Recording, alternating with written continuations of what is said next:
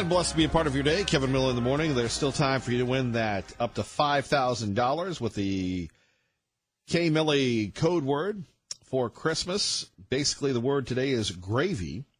Powered by EGT Solar, the Treasure Valley Solar Authority. You can go to KIDOTalkRadio.com, click on the link, type it in, and you could win up to $5,000.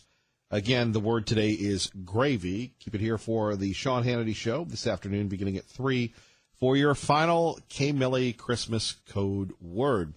Joining us now, an old friend, Brian Maloney, editor-in-chief of Media Equalizer, a longtime radio host and political analyst.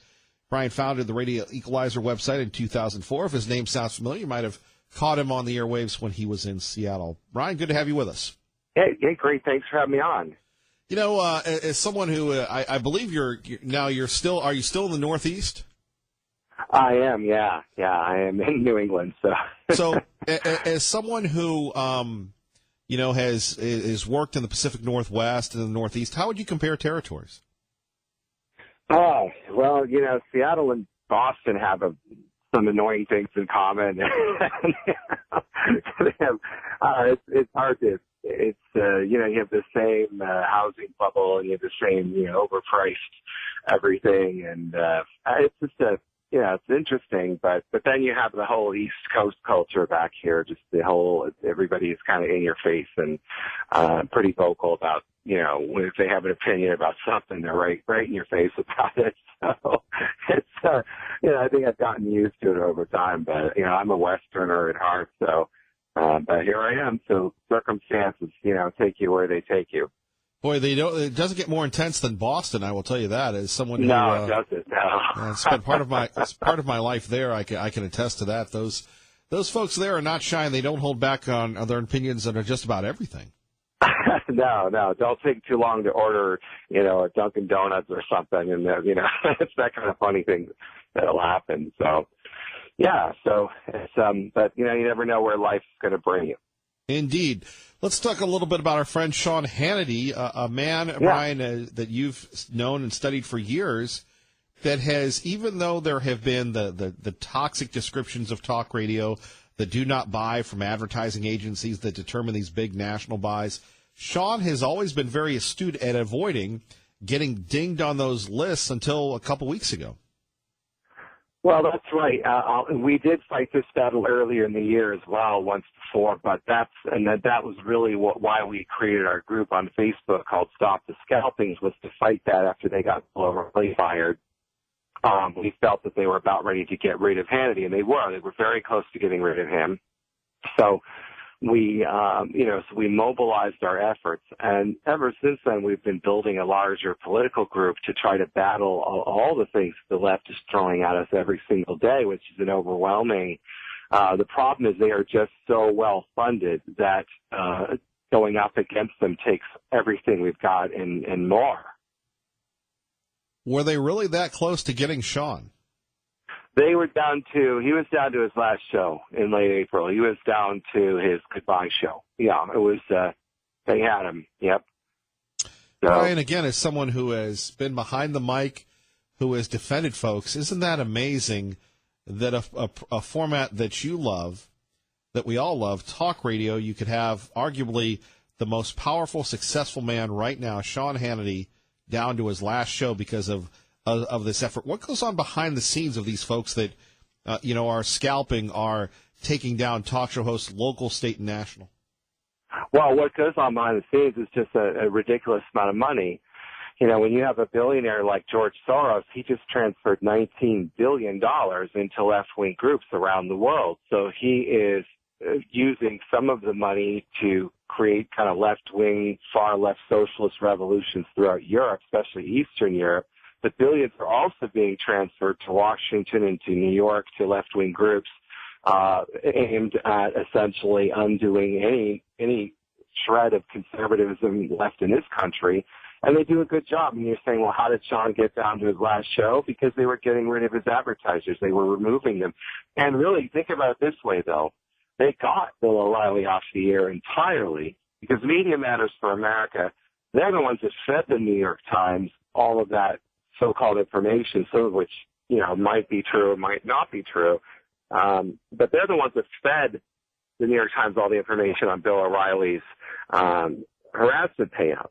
So that's where that story came from in the first place. So then they turned around and they went after Sean Hannity because they said he was spreading conspiracy theories about the murder of Seth Rich in D.C., who was a Democratic National Committee worker.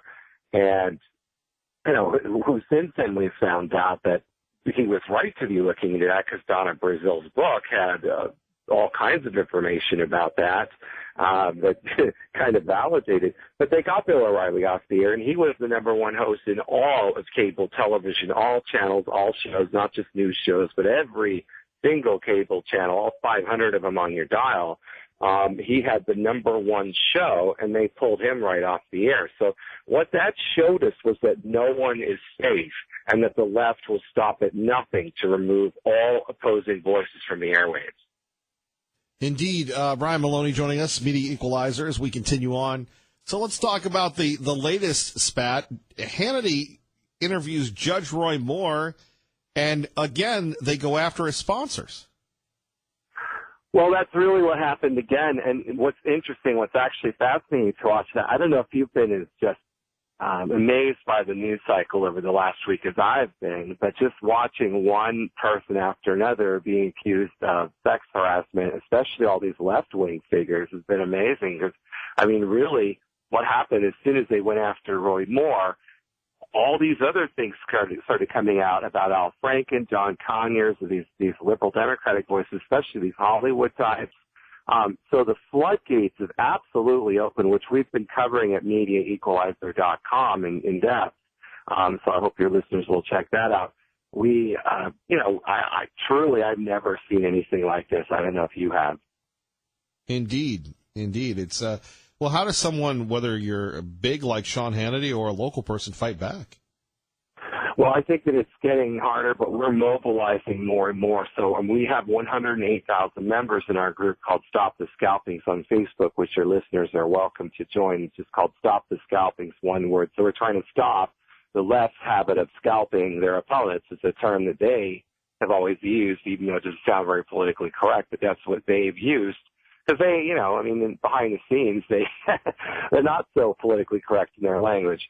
But so really mobilizing and fighting back. So what we're trying to do right now in our group is organize an event in Washington, D.C. next week to call for the resignation of Senator Al Franken, who has been a pain in the rear for a really long time, and John Conyers as well. So we're going after left-wing figures over their hypocrisy because they want Roy Moore to not be seated if he's elected to the U.S. Senate, and yet they turn around and give Al Franken a free pass. So we're organizing an event. We think it's going to be next Wednesday or Thursday in D.C., and we're going to be bringing all of Bill Clinton's victims to D.C. We're bringing like 4 or 5 of them. I'm talking about Juanita Broderick, and I'm talking about Kathleen Willey, and so we're bringing this incredible group of people to D.C., and we're going to be denouncing Franken and the others who are just sitting there hoping this blows over. We're not going to let that happen. Our great friend Brian Maloney joining us, KIDO Talk Radio, Kevin Miller in the morning. As someone who was deep into the cultural wars of the Clintons and Ken Starr, there's an article in the New York Times, I believe, a couple days ago. What if Ken Starr was right? Well, we were all right, but if Clinton had been stopped, maybe Charlie Rose and a few others wouldn't have felt emboldened to get away with what they've been getting away with for years. Brian, as a responsible individual, what do you make of, for a lack of a better term, these men in power, these liberal men in power behaving badly? Well, I was a talk show host back then when Clinton was president, and I remember going through all of that, and they were defending him to the death because he was a Democrat, and they had to keep him in power, blah blah blah. Look what, you reap what you sow, because you're right, this is what came of it. And Clinton, what's coming out now about Clinton is even worse than anything we knew before. What was going on that plane, that Epstein, that billionaire Epstein's plane that we've been kind of hearing about on and off for a couple of years, but last week or so, the developments there. So they shouldn't have defended him, but now they're saying, well, maybe Ken Starr was right. Well, the New York Times had an agenda in publishing that because it's like, well, maybe we should have got rid of Clinton. Well, it's great to say now, years and years later, when you're trying to stop Roy Moore from being elected. But where was that sentiment then when you were making every excuse for Bill Clinton? I mean, I'm sure you remember it as well as I do, how ridiculous it was.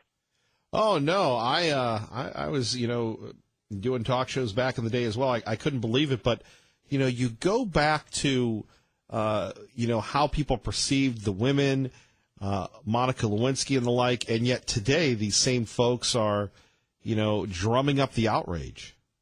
Well, really, I mean, Monica Lewinsky was very, very young, and it's interesting how the left, turned her into, I didn't want to use terms in the radio that would apply here, but the thing, bottom line is, by today's definition, she would certainly be considered a victim of a predatory male.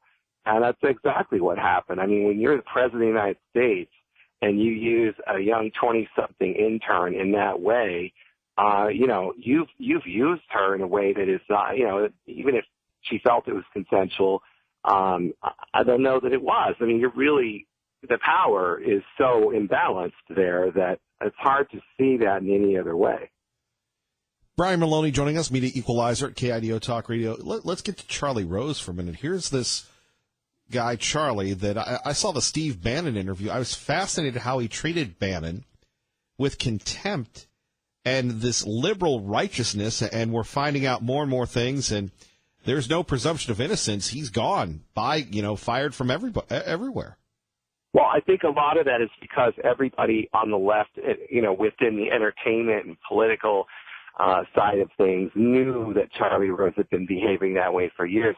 This is the thing. It's not like these things were some incredible secret nobody knew. I mean, we knew Al Franken was a creep years ago. I wrote probably 100 articles about Al Franken about 10 years ago, and I was going back through some of my old stuff, and I couldn't believe how it was all there at the time, but they didn't want to hear about it. And so I think that's why it was so easy to get rid of Charlie Rose now, because of PBS, because they were just realizing, well, we already know it's going to be coming out here. It's going to get worse and worse. But how a guy like that was allowed to operate in that way for so long. And there are other liberal hosts, by the way, who haven't even been nailed yet, who I think are going to be next based on what I'm hearing. So I feel like Bill Maher is going to be hit next, and I don't know who's going to come forward, but I think somebody's going to be nailing him next. Well, it is interesting. You've got Glenn Thrush of the New York Times, formerly of Politico, saying, it was the booze. Well, yeah, and Glenn Thrush is one of those classic young liberal reporters who comes up quickly through the ranks, and because he, speaks the language they want to hear of the left, and they love all of that. And so he moved up there. There are a whole bunch of guys that were kind of part of that group. Brian Stelter on CNN is another ridiculous individual who kind of was part of that same group. And yeah, so same thing. So these guys were getting away with murder. I mean, they preach left-wing doctrine, and yet in their own behavior, they're exactly the opposite in every way of what they say they stand for. Brian, what should we be looking out for in the next coming weeks? What crazy stories or crazy allegations? Well, we're just trying to see that Al Franken is held to account and is removed from office, because what the left is about to try to do here is use the Thanksgiving holiday to let the Franken allegations just kind of fade into the woodwork, and then next Monday rolls around and 20 other crazy things have happened in the news, and then they'll hide behind that and hope that everyone has forgotten Franken. And so we're trying to make sure that doesn't happen. So that's why we're organizing this event in D.C., and it's a lot of work and a lot of expense for us to be undertaking this, and yet we have to do it. So I hope that your listeners are following us at MediaEqualizer.com, and also that all of your listeners have joined our group at Facebook called Stop the Scalpings, because we need everyone to help us with this. It's called Stop the Scalpings if they haven't already joined. I know a lot of your listeners did join us last time, and I really do appreciate that. I still can't get over that you survived being a talk show host, a conservative talk show host in Seattle. Well, it wasn't easy. The hostility was absolutely incredible. And, being in a liberal CBS newsroom, when I was at Cairo, it was incredible what that was like. And so there were, like 2 or 3 of us in the building that were conservatives and out of 100 that weren't. And we just sort of kind of helped each other through the times and did what we could. And, that helped. I'm still friends with those couple of people now. So, that's a trial by fire. If you can survive in an environment that hostile, I don't think there is a environment more extreme left wing in America today than Seattle. I actually think that Boston isn't nearly as liberal as Seattle, which is incredible to say. But Seattle is so off the rails wacko. It's so beyond a lost cause. Even from the time I lived there, I don't even recognize it anymore. So it's really dangerous what's gone on in Seattle. I don't know to what extent, and you're close enough in Boise to see it, I would think, but I mean, it must just be breathtaking, the extremism at this point. Oh, I would agree with you. As another former CBS employee, I can tell you, internally, when you talk about the liberal CBS newsroom, yes, it was there for me. It was funny because here you are in this station where you're expressing your values and your coworkers are, as lib as the people they cover. Well, and that's right. And ultimately, when I was removed at Cairo and Seattle, it was over the Dan Rather flap because I was screaming about Dan Rather back when he was faking the documents about George Bush. This goes back a ways, of course. And the people in the newsroom were all personal friends of Mary Mapes, who was Dan Rather's producer. Mm-hmm. And so because Mary had actually worked there, so they were close friends of hers.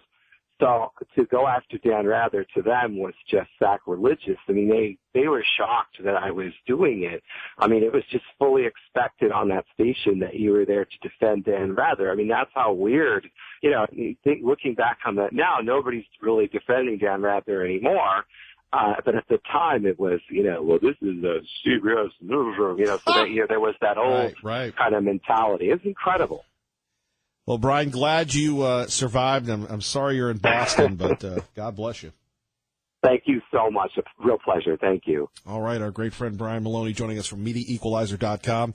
Coming up next, we'll take your phone calls and what you're thankful for, the latest on Judge Moore, and the situation involving the Porsche driver getting sentenced. All that before Glenn Beck. You're listening to Kevin Miller on KIDO Talk Radio. Kevin Miller in the morning asking you the question, what are you thankful for? I'm thankful to be with you each and every morning. Blessed to be a part of your day.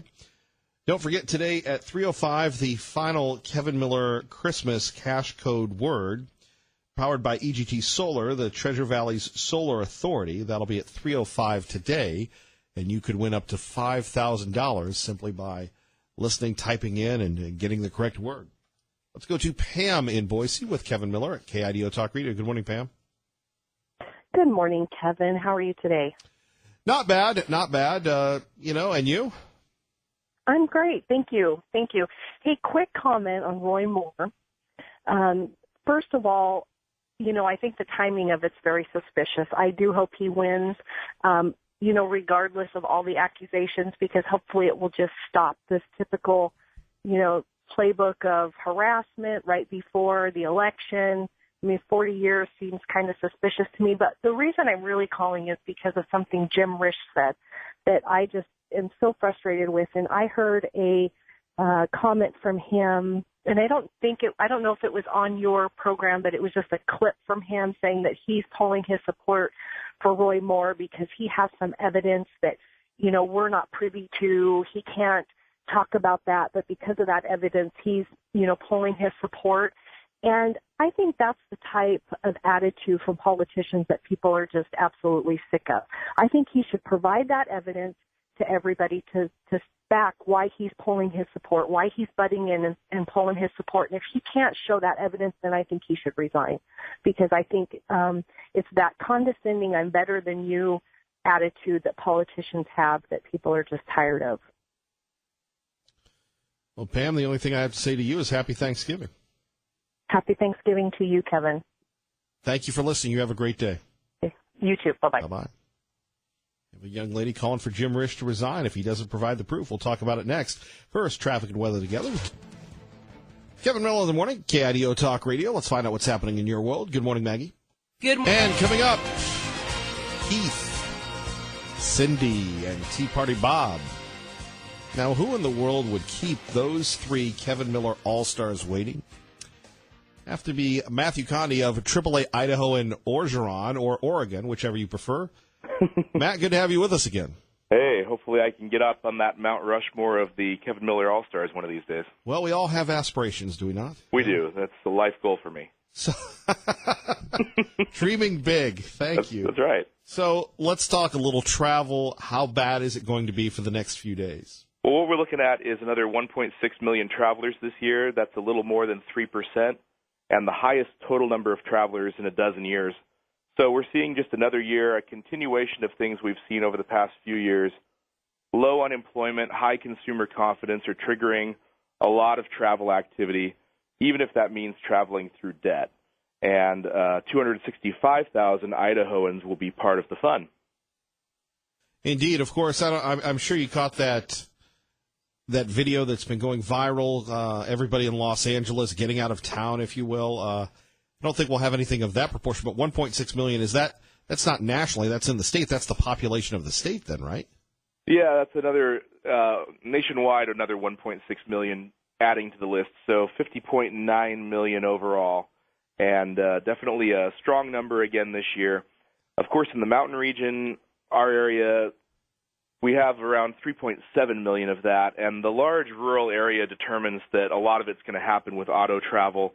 Air travel is going to fall a little under the national average, but air travel is a very strong situation this year. Airfares are down about 23% over last year at this time.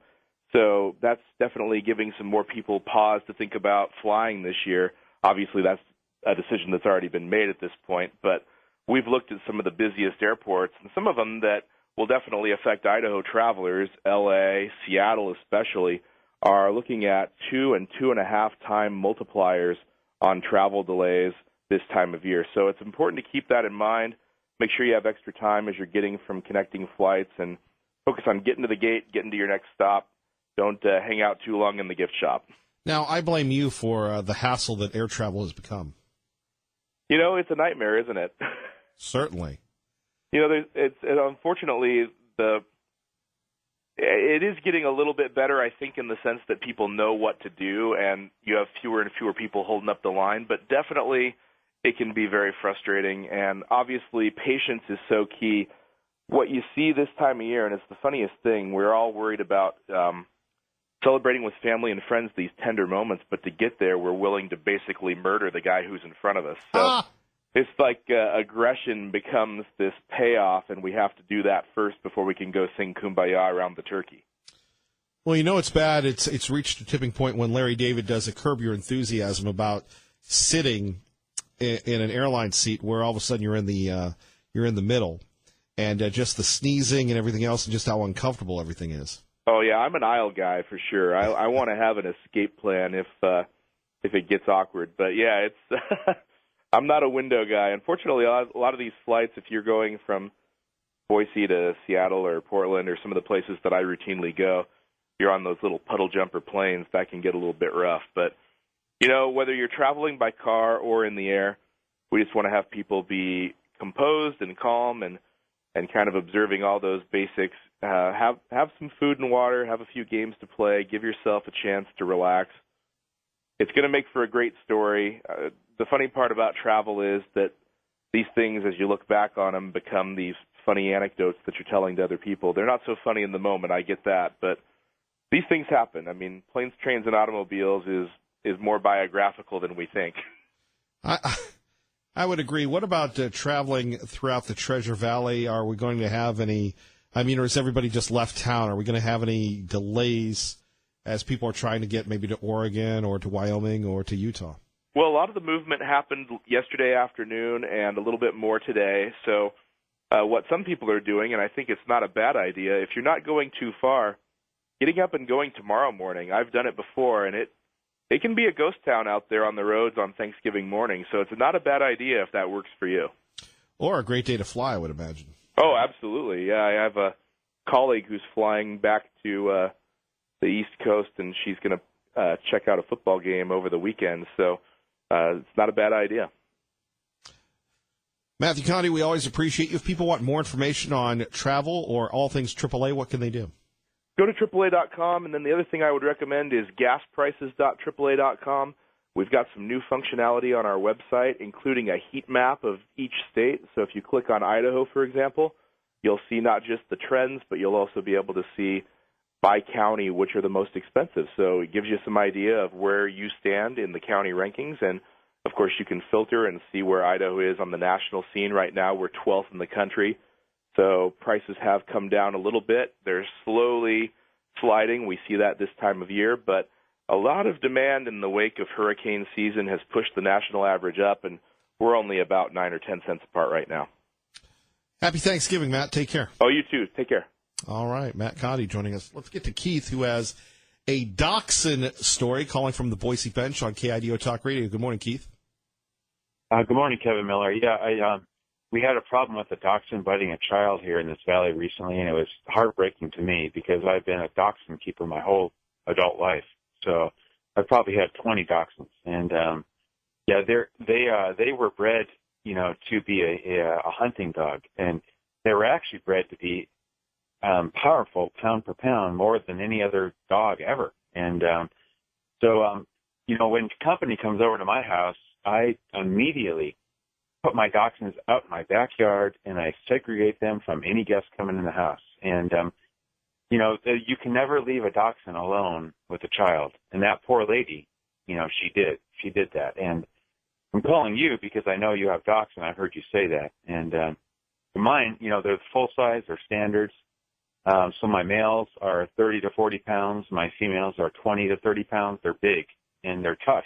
And they're wonderful dogs. They actually love children, but you can never turn your back on that type of dog when it's with a child or a child situation. You can't do that. So, when children come over, I typically put my dachshunds in kennels and keep them away from the kids. And then if I'm there, I let the dachshund out, and they love the kids, and everybody gets along great.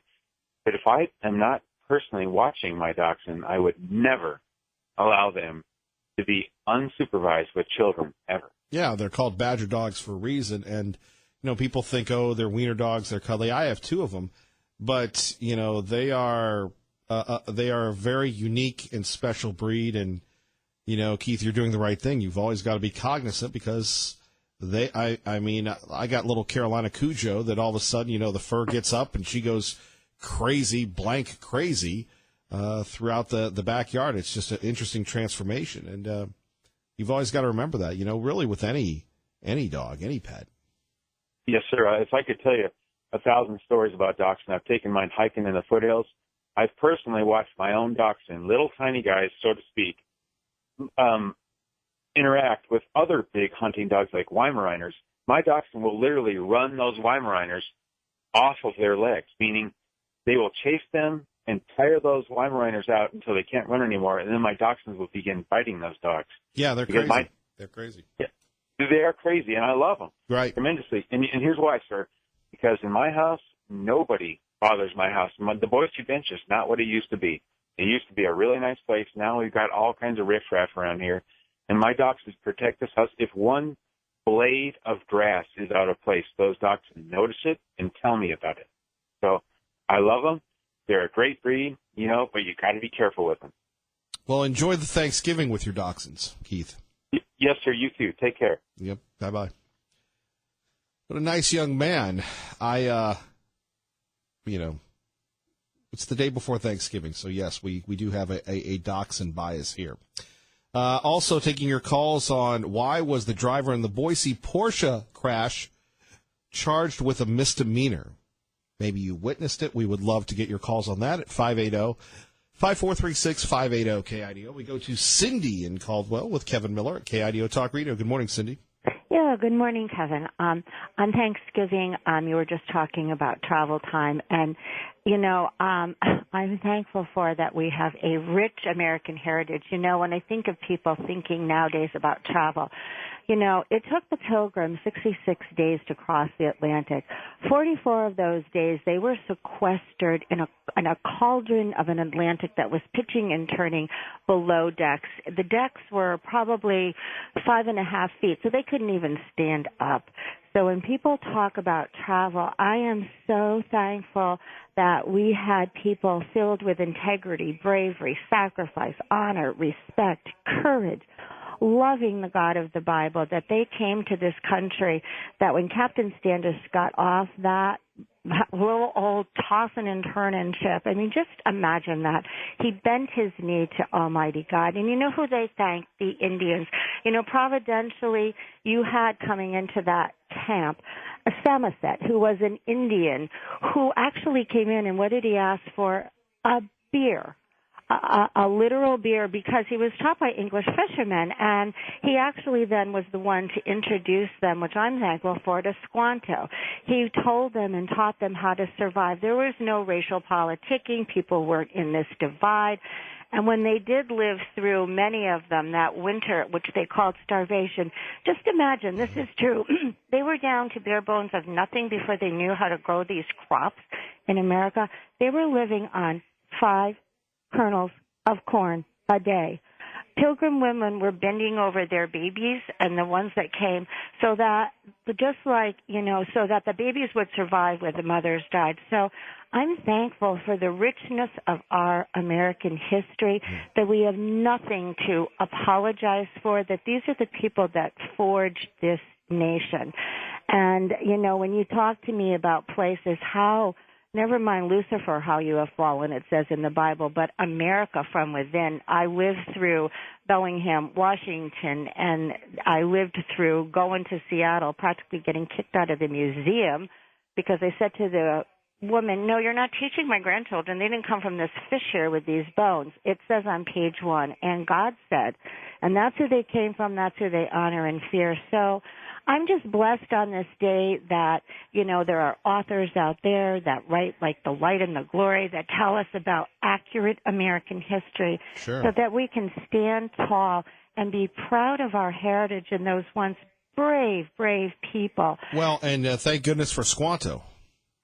Seriously now, Well, you know, those ladies learned how to make berry pies. Actually, I'll tell you one thing where you got your popcorn from. It was the Indians. Nobody was fighting. Nobody was picking out whose color was whatever, how to make popcorn, how to make berry pies. And because the braves were literal braves, they were gaming together, having a great time. They were out in the woods getting deer and venison, you know, and working cooperatively together. And no, yes, other elements came in, but the Pilgrims actually bought land from the Indians. They were getting along. Look, you got Squanto, you got William Bradford, you got Raleigh, and all the rest. Cindy, anything else?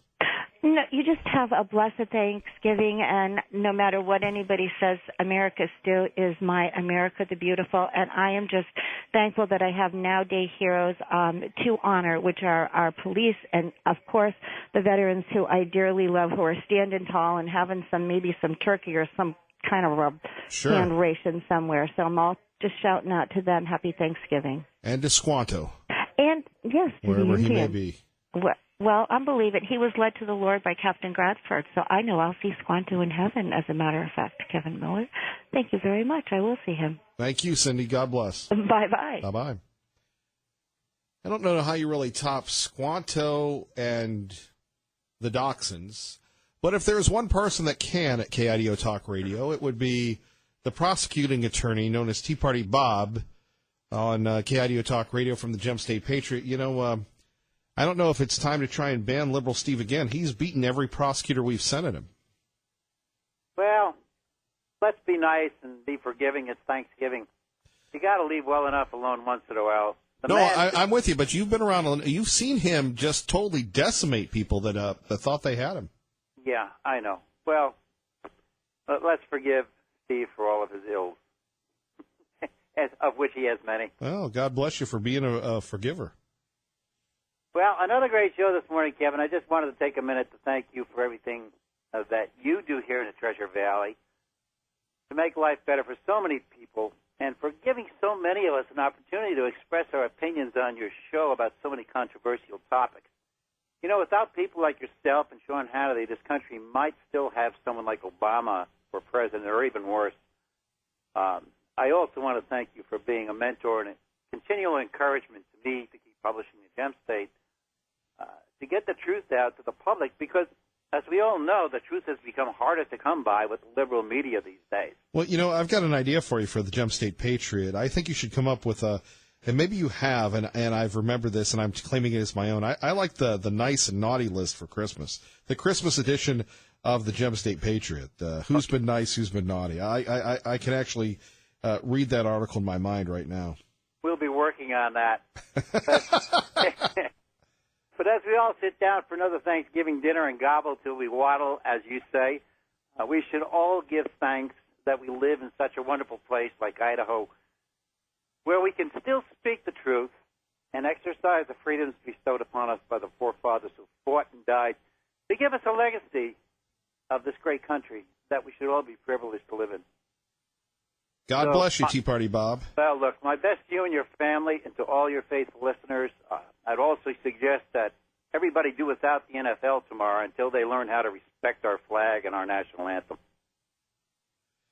Well, and you watch the Bone Broth. Someday we're going to have you on, and you can talk about all the crazy stuff you put in your soup. Have a great one. You take care of yourself, my friend. You too. Bye-bye. Bye-bye. 580-5436, 580-KIDO. Let's go to Jim in Star with Kevin Miller at KIDO Talk Radio. Good morning, Jim. Hey, Millie. I'm calling in about the incident there where the Cars and Coffee event had the Porsche driver, Roy, go out of control and come up onto the sidewalk. I was there with my family. Would you care to hear, what really happened? Can you hang on?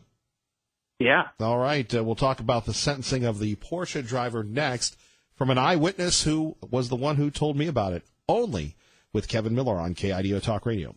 KIDO. And we continue on. Kevin Miller in the morning at KIDO Talk Radio. Let's go back to Jim and Star, who wants to comment on the driver, Roy Drennan, could face up to 6 months in jail and a fine of $1,000. He's the driver of the Porsche that plowed into a Boise crowd in September and injured 11 people. He's been charged with one misdemeanor count of reckless driving, according to the Boise City Attorney's Office. Jim saw it as it happened. Your thoughts? Well, first thing, I wish we were talking about something else, just because it was a horrific event, Kevin. It looked like a battle, like a war scene.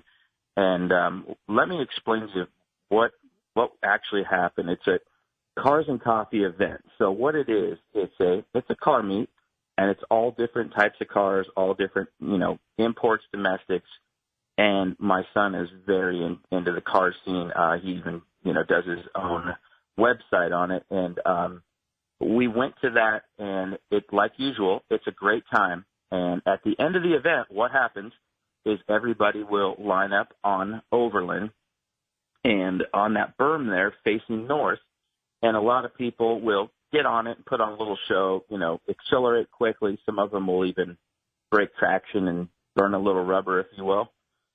Well, everybody's out there taking photos and video and whatnot, and my son and one of his friends happened to be down closer to the street there, but also keeping forward, knowing that if someone did lose control, I don't want to be in the path. And as we're down there talking and looking at the cars, this Porsche that driven by Drennan, he doesn't just come into the, to a stop and turn and get on it. He actually just comes into the corner itself under a great deal of speed and puts his foot to the floor, and the Porsche slides. And then next thing you know, it's pointing right at everybody. It is completely sideways on Overland, and the front of that car is pointing right at the crowd. And at that point, it was time to get on the brakes and just slide sideways and come to a stop. He stayed in the throttle, and the car came at the crowd, jumped the curb, and the sound of bodies, Kevin, I'm telling you, it was horrific. And you don't think a human body can fly that far. I mean, they were flying like birds. And when it all came to a stop, my wife ran the opposite direction to go try to find a doctor or a medic in the coffee out there. And I, of course, ran into the crowd trying to help people. And, lots of lower leg injuries, lots of people with their feet turned in the wrong direction, some unconscious. And at that point, you don't know if they're dead or alive. And the saddest thing, Kevin, is some of them were just kids. One little Hispanic boy was probably like 10 years old. Sure, we've only got a limited time, Jim. Your thoughts on the sentencing? The thoughts on the sentencing, Kevin, is I'm not a legal guy, but it seems like it just seems ridiculous. And the way Drennan got out of his car at the scene, he didn't get out of the car upset. He didn't get out of the car with a tear in his eye. He just got out of the car and started to walk away. And you saw this firsthand.